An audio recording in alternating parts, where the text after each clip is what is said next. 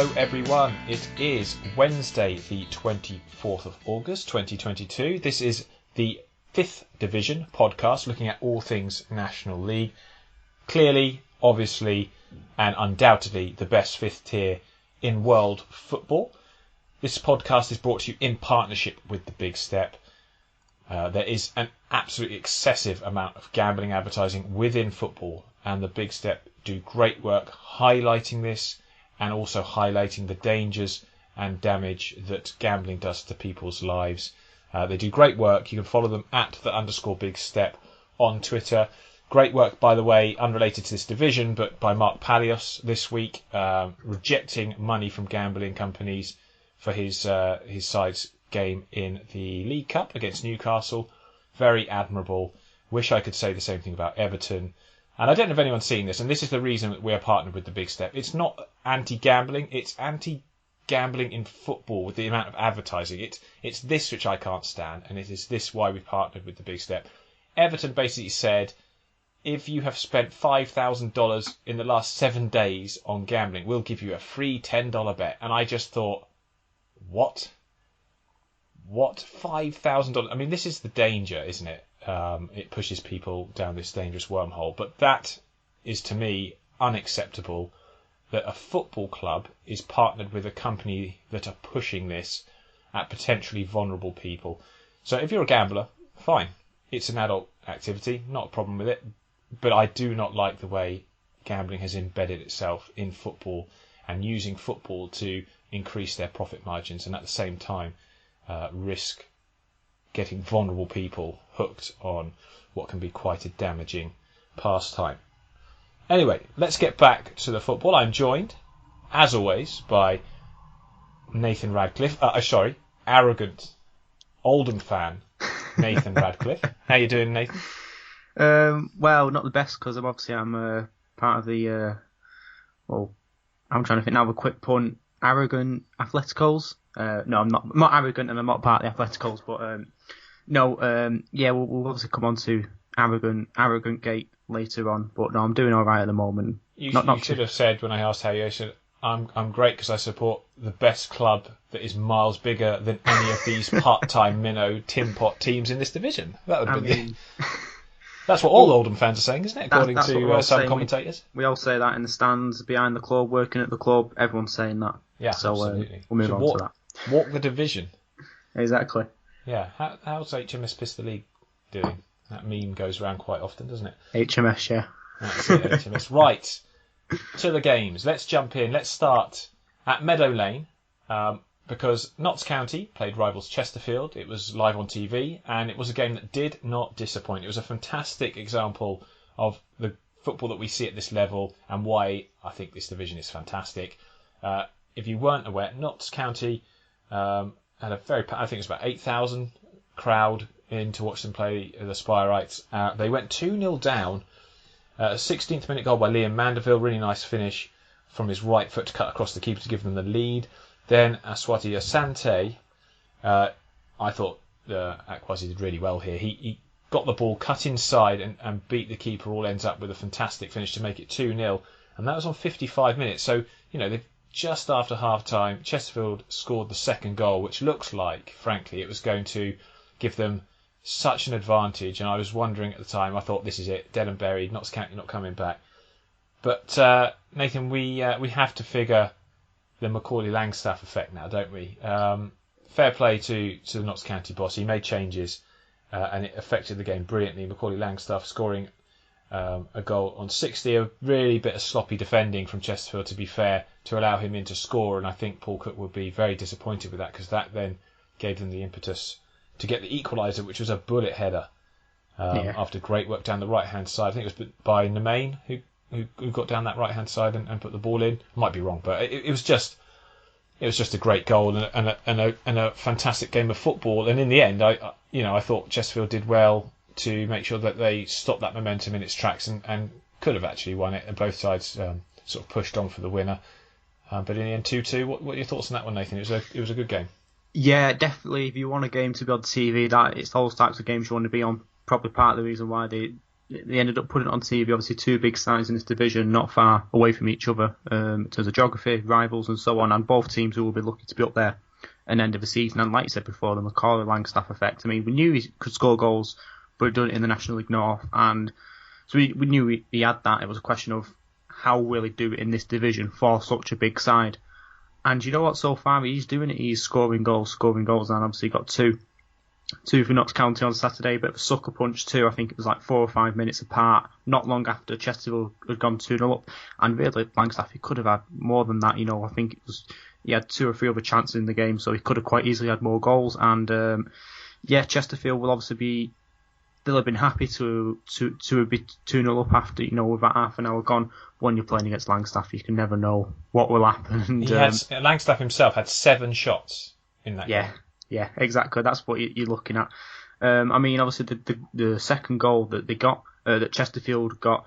I mean, Kyle Cameron, I think someone must have been playing Mario Kart because they chucked a banana skin and he slipped over it, and then Asante's gone round and put it in and stuff like that. But you need that bit of luck sometimes of the defender to make a mistake to go 2-0 up. So yeah, they very well could have. Notts County very well could have won that game. I think Langstaff, had he been even better than he was in that game, getting 2 goals. And I think also something to mention as well, Danny Rowe, unrelated to the game but related to Chesterfield, Danny Rowe obviously gone on loan back to Fylde, obviously club legend there, for 6 months. So obviously that was, in terms of strikers leaving Chesterfield, I think if I said at the start of the summer, it would have probably been Kwasi Asante because he got put on the transfer list, but it's been Danny Rowe now. He's gone back to Fylde, which is interesting, to see how that will go and sort of how that will play out for Chesterfield and sort of what their reasons are behind that. And because I think it was one that came completely out of nowhere as far as I saw. Remember, saw Fylde put something up and it was just like an audio clip of one of his goals, and then all the Fylde fans are like, what on earth is it actually happening? And obviously it was true. Crazy. And you're right, yeah, I think Asante's done really well to sort of bed himself in that team. They've got Shamanga coming back, and he's being eased back into action, played about 29 minutes or so, I think, in this one. Didn't really affect the game too much, but, if he can get back to being completely match sharp and match fit, then, yeah, Chesterfield a good team. Is it 2 points gained or dropped from Chesterfield point of view? Ooh, that's if you're 2-0 up, you've got to say it's 2 points dropped, I think. I'd agree in that one sense, but I'd also say that if you asked them whether they'd accept a point before the start of the game, they probably would have said yes. I think I saw the interview with their assistant manager, I think, and he was kind of saying, yes, we were 2-0 up, but we still could have lost that game. So, it's mixed feelings. And I think, yeah, 100%. But yeah, great game. Really nice when TV games don't disappoint. And they've had a couple of crackers, actually. With the Oldham Dorking game and now this one. Yeah. So you can't go wrong with it. Next game we're going to look at is Dorking. Dorking Wanderers beating Gateshead 2-1. James McShane, what an interesting striker he is. Dorking signed him from Molesey FC. He'd been playing previously at Waltham and Hersham and at Walton Casuals. Started his career at sort of a Scottish youth level. And yeah, he's in great form. To come up a level, and what's he got now? I haven't got the list in front of me at the moment, but I know he's on. Is it 5 goals? I think already? It's definitely. I think it's 4 or 5, something like that. Either way, it's still absolutely fantastic, obviously, to be getting that amount of goals, and as we'll talk in a minute, some of the quality of the goals as well that he's scored. Well, obviously, he got the first goal in this one, which was very good. The second goal, where I think it was Moore who kind of didn't quite catch the cross correctly, and it brought McShane out of the box with his back to goal. He controls it with one hit, swivels and hits it first time into the top corner. I mean, absolutely amazing goal. And Dorking were in the ascendancy big time at this point. They were playing really good football. They were on top. They were creating opportunities. But the big problems they've got at the moment is they picked up a few injuries, which for a squad their size, part-time team, that's always going to be very difficult to manage. They ended up having to change things up, sit back a bit, and allow Gateshead to come on, and they had no choice to do that. I think they went 4-4-2 to try and mitigate the injuries that they picked up, and unfortunately it did in the end allow Gateshead to get back in it. But they hung on. They hung on really well to make sure that they got themselves over the line. I mean, I know that it was Noel McManus who had to come off. Alfie Rutherford had to come off as well. And I think McShane came off at half time, didn't he? Seeger came on for him in his stead. So that's a difficult situation, and it'll be interesting to see how they cope with the sort of the bodies that they are sort of shedding at the moment. I think Cheadle was struggling as well in that game, so difficult to see how go ahead. But let's talk about Dorking briefly, Nathan, because the season they've had so far, they've scored more goals than anyone else in the National League. They've created more chances than anyone else in the National League, and they are a team that have just come up. They're a team that have, I would say, a very modest budget compared to the big hitters. But it is absolutely extraordinary what they're doing, and fantastic testament to how the club is run and how they're being managed. I mean, four games in, 10 goals scored. Same as, I think, only Solihull Moors, thanks to their absolute bedlam of a game at Glanford Park, which we'll come on to, can match that. But not bad at all for Dorking. I think it's just one of them where I think we sort of touched on it last week as well. I think whatever happens with Dorking this season, it's going to be fun, it's going to be entertaining, and there's going to be goals. And it's going to be fun. I mean, for any visiting side going there, you know that you're not going to quite know what you're going to expect from them. They have a club that is different, obviously, the way they were founded just over 20 years ago as a Sunday League team and all the stuff that's come up. They have a club which acts differently. I think in a good way you can sometimes have that a bit of...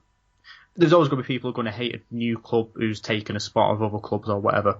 If we've seen with teams in the EFL, but they've done it the right way, though, haven't they? They've done it the right way, and that's what I was just about to say. It's not a case of they've come in with billions of pounds. They've done it in a case of another way, and I think they're a club who are going to perhaps shock some people. Some teams think they're going to go away to some sides and sort of show what they can do. I think they're going to be, I think even like the Oldham game, while they did lose it, they still had some very, very good points in that game. Like Bobby Joe Taylor, player I really like. I think did quite well from left back and created chances.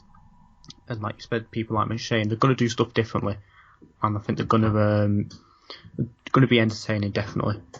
Oh, absolutely. Oh, they are so entertaining, and I think the fans at Dorking are in for a treat this season. They clearly enjoying their football. James McShane with 5 goals. I've got the sheet up now. So. Really good start for him. Let's hope he's not out for too long, because you feel he's going to be an important player. But with him and Rutherford, if they're fit and they're firing, what an exciting season it is. Solihull Moors, wonderful comeback against Scunthorpe. Yeah. But we've seen the good, the bad, and the ugly of both these sides in this particular game. If you're a Scunthorpe fan, I don't know what you think right now. I'd like to hear your thoughts if you're listening to this and want to get involved with us on social media, because to go 3-0 up, 2 goals inside 15 minutes, Nuttall getting the first on 10 minutes, then Colin Daniels scoring with a nice finish on 13, then to get the third on 36, Nuttall again going through. He had a great game, by the way. He was really, really good. But then the capitulation started. Jamie Osborne scoring a brilliant goal on 41. Fakri Keller, the ex-Oxford player, played obviously at Macclesfield and Bradford since then. He got a second goal back to make it 3-2 at half time. It was a fairly competitive second half. I think Solihull came onto them quite well, and you wondered whether Scunthorpe would be able to hold out and make sure they sort of maintain the lead. But then Andy Dallas, 82, Alex Reid with a fantastic finish on 85 to take the game at 4-3. Now, Keith Hill said he thought there was a lot of positives to take from the way they played, a lot of things he liked. And he said that the nature of being 3-0 up, there's a stigma around it if you lose 4-3. Well, yes, mate, there is. Yeah, if you're 3-0 up, you should win. At home, you should win. There is very little stigma around bottling a 3-goal lead. It doesn't happen often. It's happened in big games in Champions League finals. It's happened a few times in my time watching football in the Premier League, famous matches, of course. But with Scunthorpe coming off the back of a couple of poor results, Nathan, they really needed to do more, didn't they, to hold on to this and give their fans a little bit of, I don't know, maybe a little bit of hope. And now that's 3 defeats on the bounce, and that's a kind of confidence draining defeat against, albeit good opposition. Yeah, it is an interesting one. I think, to be fair, they are perhaps, it perhaps is good in some way that they are actually putting themselves out there a bit and are actually scoring goals, because I think the big problem you can have with some clubs that come down is that it's just 1-0 losses and there aren't really any signs. Obviously, defensively, it's a big worry if you're losing 4-3 after being 3-0 up. But at least they're scoring goals. I think that's something to look back for them to look at. But I mean, just looking at some of the goals, I mean, J Rowe, I mean, I think for Scunthorpe, I mean, basically both of Nuttall's goals were basically exactly the same, the carbon copies. I mean, I'm fairly certain that Scunthorpe, creating the highlights, have just copy and pasted the two goals, because you got J Rowe gets the ball, inside his own half or on the halfway line, just thumps it forward. Nuttall takes a touch or doesn't at all and just lobs it over the keeper. And I think for Solihull as well, to say that they've conceded two basically exactly carbon copy goals in the same game, that would be a worry for them. But it's something that Scunthorpe will look at, that they've got Joe Nuttall who can score them goals. And then, like I said, Daniel Goals and so on. It is definitely for Scunthorpe one that they will look back on and think they definitely need to, sort of the mentality needs to change. But they've been involved with a few games this season where games just sort of completely turn on the head in terms of, like the Maidenhead game, we spoke about the other week and stuff like that. But I think obviously credit as well, it's not just about Scunthorpe, it's about Solihull as well, to come back from that and the mentality for them. The two late goals and that goal from Alex Reid, I mean, what an absolutely amazing finish that was.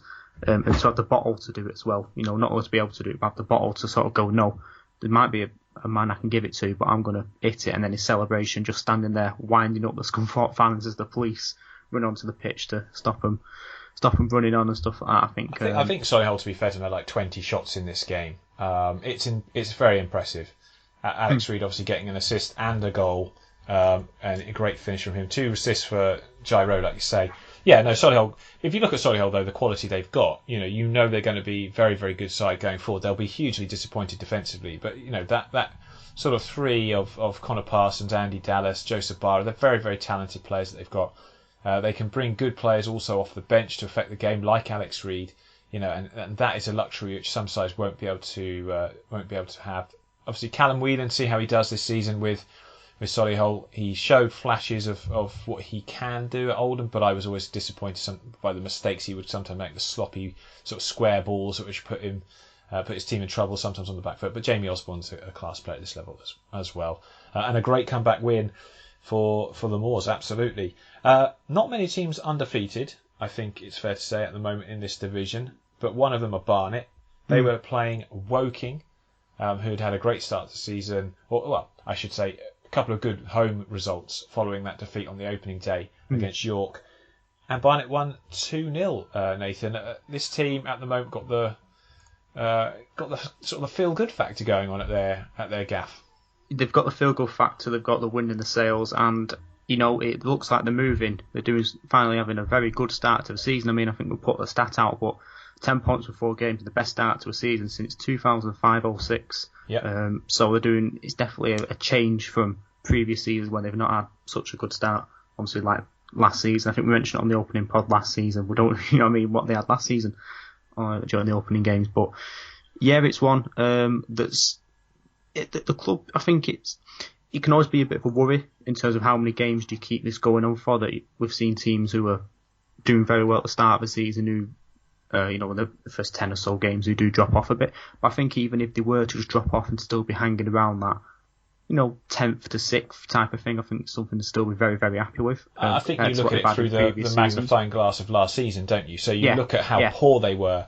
And they've got 2 clean sheets already, I think, this season, which, considering they only had 5 through the entire season last year, that's very positive. I mean, concerningly, did they deserve the win at Yeovil? Probably not on the balance of play. Yeovil had so many good chances, but that's where you need your goalkeeper to come through for them. And Laurie Walker was absolutely immense against Yeovil. 4 or 5 top quality saves. Some one-on-ones, some really last-ditch stuff from him that kept them in the game. And you need your keeper to do that now and again. You need to ride your luck at times to make sure you get the win. In this one, obviously a nice tidy finish from Ryan de Havilland. I thought he had a great game, Ryan de Havilland. I think he probably, for me, was the most impressive player on the pitch for Barnet in this. Just thought he was tenacious, get forward, late runs in the box, cause problems. Harry Pritchard with a lovely ball over the top to set them away before the ball came back across to him. And then a very strange corner. It seemed to hang in the air for about 3 years before it eventually came down at the back post for Ben Winter to head in, almost standing on the line. Yeah. Not great defensive work from set piece wise from Woking, but yeah, Barnet beating the teams in front of them.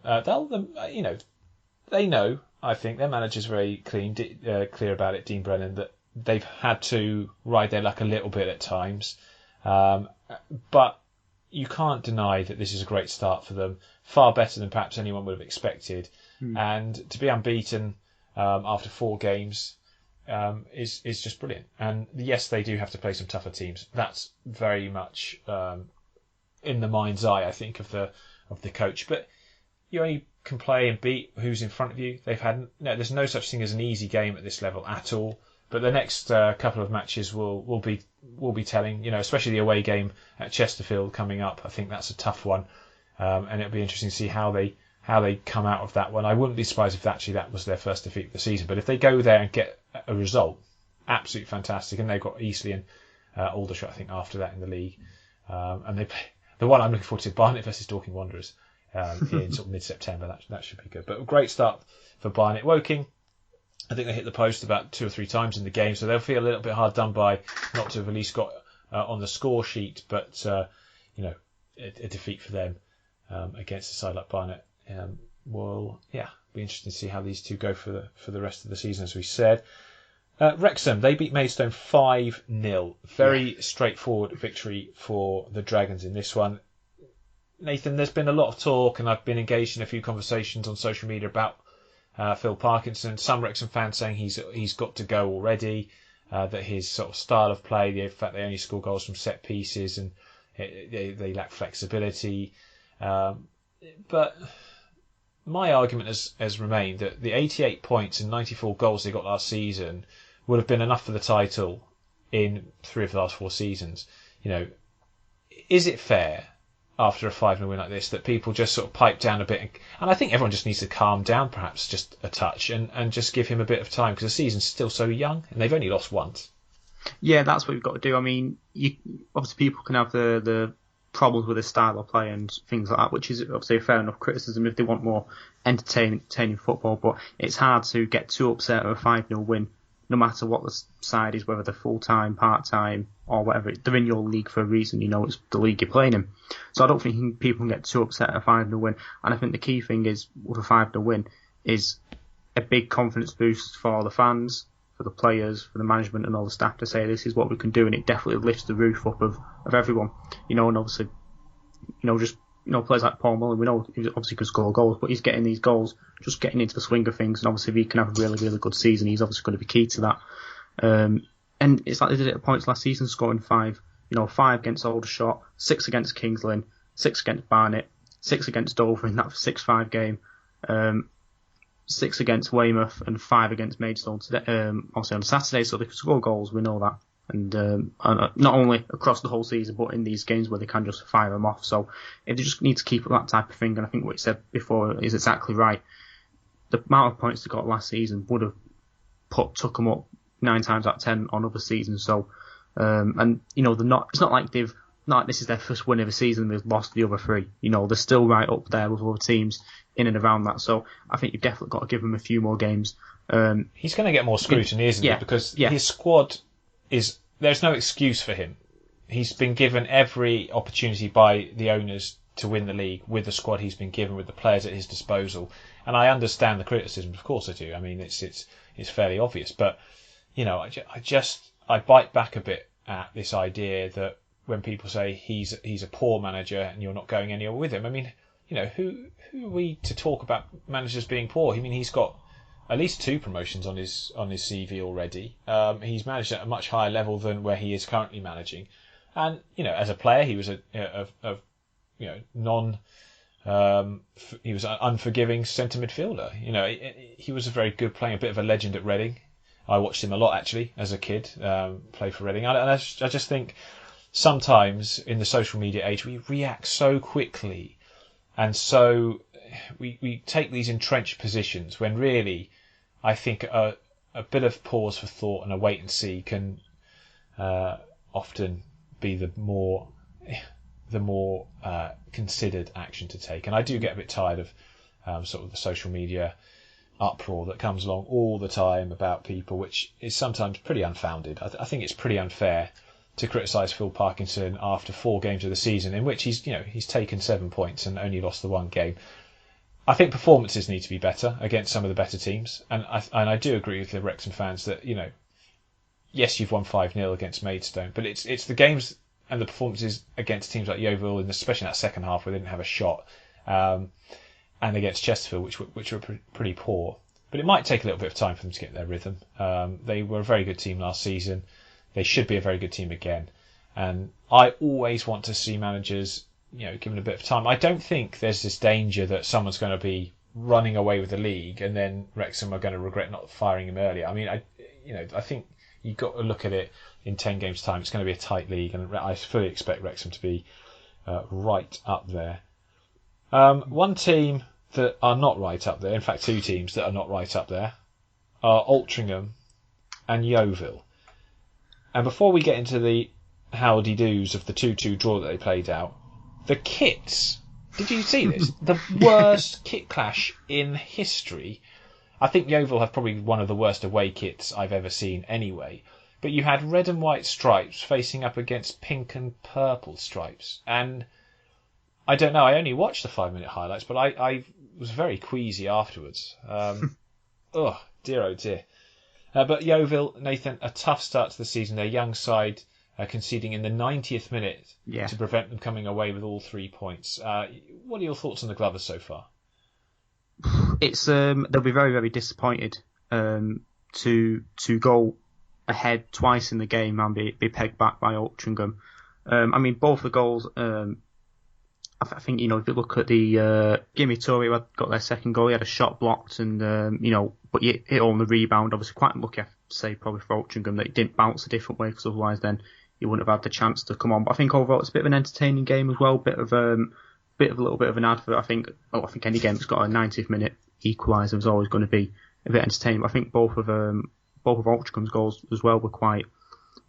I thought they were quite good as well. I think the first goal started with Chris Clark, who started the move, went forward, gave out to Colclough on the left, and then Malarkey's in at the back post to tap it in.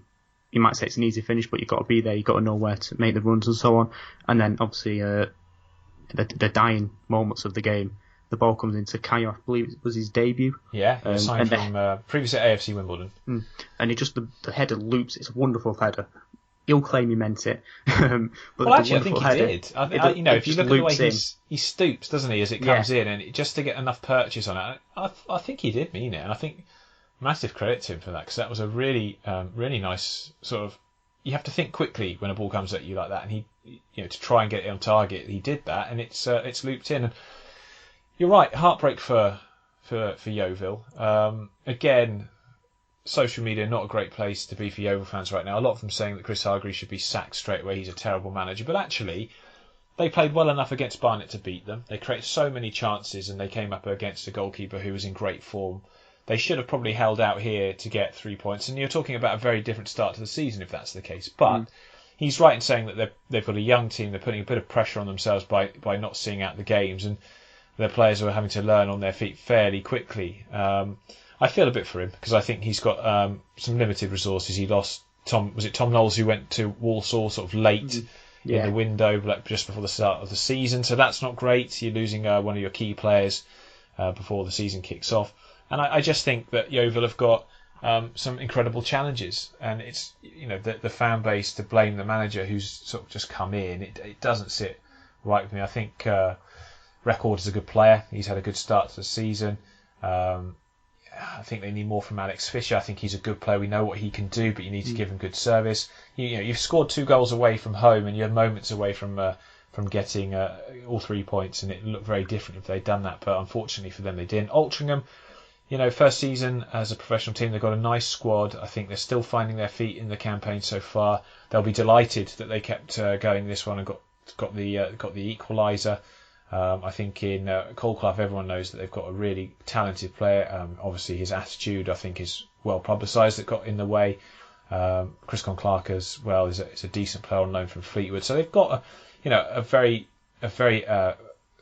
I'd say it's a very competitive squad. I wouldn't expect them necessarily to be challenging for a playoff place or anything like that.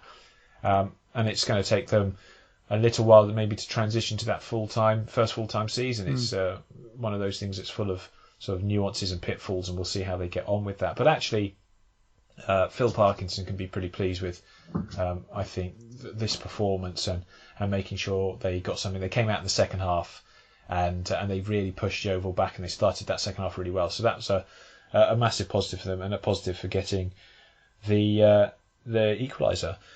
We're going to sort of sum up quickly some of the other results, but I do want to talk about Southend's goal in their 1-0 win against Oldham Athletic. I thought it was absolutely brilliant advert for fifth tier. I mean, this is the fifth tier.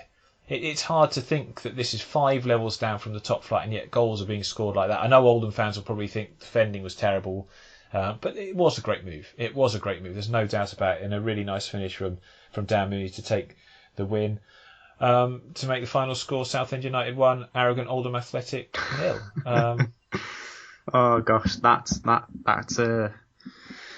tweet, that podcast. I mean, the cynical side of me says it's just a case of Oldham, regardless of what you want to say on the pitch, off the pitch, fans wise, big club, big social media following and presence. Let's say something to wind them up. The other half of it says it's part of a little bit of non-league, little club mentality, sort of thinking, this assumption that all the big clubs, they all think that they're going to win the league and go up with 100 points or whatever and be straight back up. I think, I don't have to say this, I think anyone who looks at the Oldham hashtag, looking at social media, before takeover, after takeover, before start of the season, during games, knows that it isn't some kind of expectation that we'll win every single game. Because the point is, for the past 10 years, even further, we haven't been winning every single game. We've always, I think there's some 30 years, huh? Yeah, I think there's some stupid stats, something like since 2009 we've always finished in the bottom half or something like that. So the club's not any expectation that we're winning games every single game. So yeah, I don't know what their reason is behind it. Is it just bites for Twitter? Is it a case of them having that mentality of wanting to slag off a big club? Because regardless of what you want to say on the pitch, Oldham are one of the bigger clubs in the league based on history, just like Notts County are, Chesterfield are. Those fans of those clubs do have to understand the league they're in, whether they like it or not. Performances have put them there. Yeah, exactly. But yeah. Some clubs are big with other, that's just how it is. Some clubs have got more fans than other ones. But the thing that matters in the end is what happens on the pitch, who gets the 3 points. And Oldham are going to prove what they can do this season. Altrincham are going to prove what they can do this season. Woking are going to prove what they can do this season.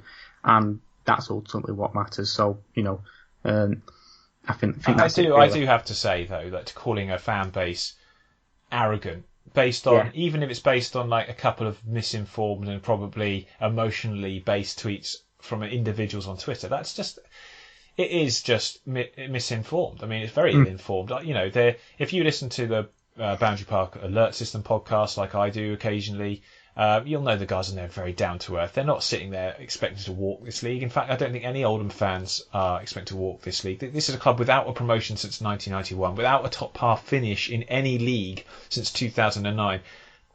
They're not entitled. This is not an entitled fan base. This is a fan base just really crying out for their team to be competitive and entertain them again and give them some highs to really cling on to. A bit like Pete Wild's FA Cup win at Fulham at Craven Cottage. These sort of things are what Oldham fans have been sort of living off and enjoying in what has been some pretty dog years, decades even, frankly. So yeah, I disagree entirely with them being called arrogant. I know there were some tweets about the Wealdstone fans not turning up in much number. I mean, this is just tongue-in-cheek fun, really, frankly. I mean, I remember when Oxford went down into this division, there was a lot of the same, really, when we were down in the division playing very, very small teams. You get tongue-in-cheek from fans, but at no point, I think, can you call Oldham fans arrogant. I mean, if anything, it's quite the opposite. And they know that it's going to be a very tough season. They need some new players in. I think the defeats that they've had so far kind of prove that, and a bit of an eye-opener for them of what this division is going to hold for them. There's no easy games, and it's extremely difficult. Halifax are a case in point. They lost 1-0 to Wealdstone. Halifax, I think I'm right in saying, Nathan, haven't scored a goal yet. Obviously, without a win. Scored a goal. Wealdstone, we've talked a lot about them on this podcast. I just think they're a fantastic club. They did really good recruitment. Stuart Maynard has got them playing a brand of football that is so attractive and so impressive for the resources that they have available to them. And the fact that Reece Brown scored the winning goal, I think he's an excellent player. And they've got someone like Max Kresma behind him who set him up for the assist in this one, who is just a really good player at this level. A bit worried about Halifax. They really are off to a slow start. Their fans will be quite worried, I would imagine. But the football at this level is good. It's very difficult for teams to play anyone. There's no easy games. Eastleigh, who we had concerns about, they went to York. They beat them 1-0. And a set piece goal was the difference in this one. York City coming up, sort of a bit hit and miss so far. A goal from JJ McKinnon, his first goal for the club, giving them the 3 points at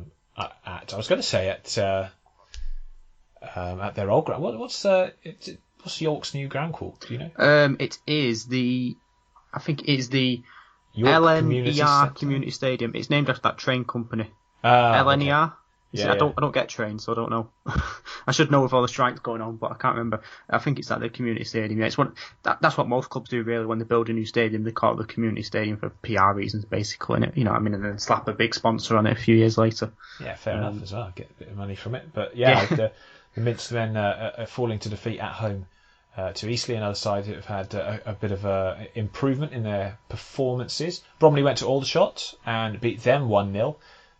Again, Bromley and the guy under the management of Mr. Woodman doing very well. Andy Woodman's an interesting guy, isn't he? He's a goalkeeper for Oxford during my time when I had a season ticket at Oxford, and he's come into management. I think he's done really quite well. I saw they'd signed Tom Smith as a goalkeeper coming from Arsenal. I think Charles Cook has been so impressive this season. They've got a very competitive now pair to fight out for the number one spot there. I like what they've got at the back as well with the likes of Swamley and Webster, and I'm a big fan of Harry Foster. I think he's an excellent player, probably with the options to go higher in this division in the future. Certainly, I think he came out of Watford's academy originally, and he's a player that I've certainly been keeping an eye on. Other results: Dagenham and Redbridge beating Maidenhead by 1-0. A big win needed for Dagenham, who've had a pretty indifferent start to the campaign. Bournemouth went to Torquay and beat them 1-0. Again, Torquay not off to the greatest start. I mean, it's difficult. It's so early in the season. I do not like to sort of sit here and pass judgment too much on teams at this early stage. But given Torquay's ambitions, you'd probably say that 4 points from 4 games, is it good? Is it bad? I mean, I don't know. It's difficult to gauge, but they will be disappointed with the back-to-back defeats that they have now tasted. And obviously, goal scoring has been a massive problem for them. Only 1 goal in those 4 games so far this season. To be fair, they've only conceded 2, so it's not massively detrimental to them. But they will need to start finding their shooting boots if they're going to push themselves up the table. Of which I am not going to really talk about.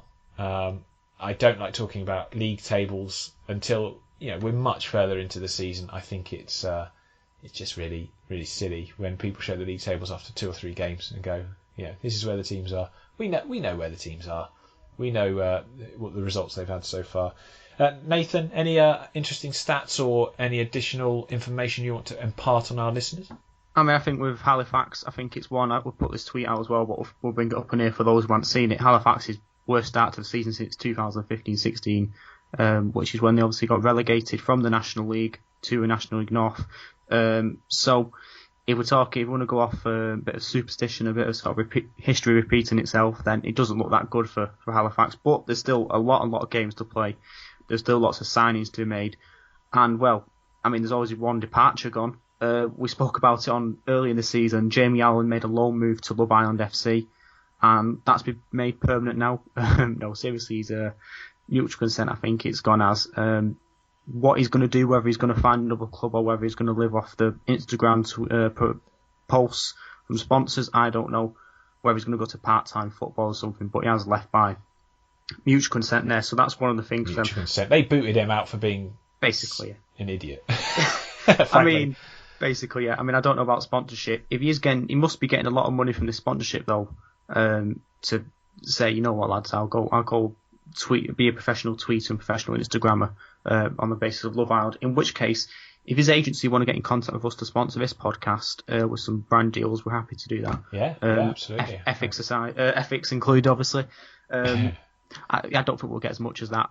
I don't know of any either of us. I'm trying to think out of us two, James, which one would do best on Love Island. It's not my type of show. But I've never watched it, so I probably defer to your opinion on that one. I've never watched it either, so we'll defer to the viewers. Yeah. Let us know what Love Island's like. Would either of us be good on Love Island? I don't know. I honestly could not care less, frankly. National League top scorers, James McShane on 5. 5 goals in his 4 games played for Dorking. Macaulay Langstaff 4 games, 4 goals scored.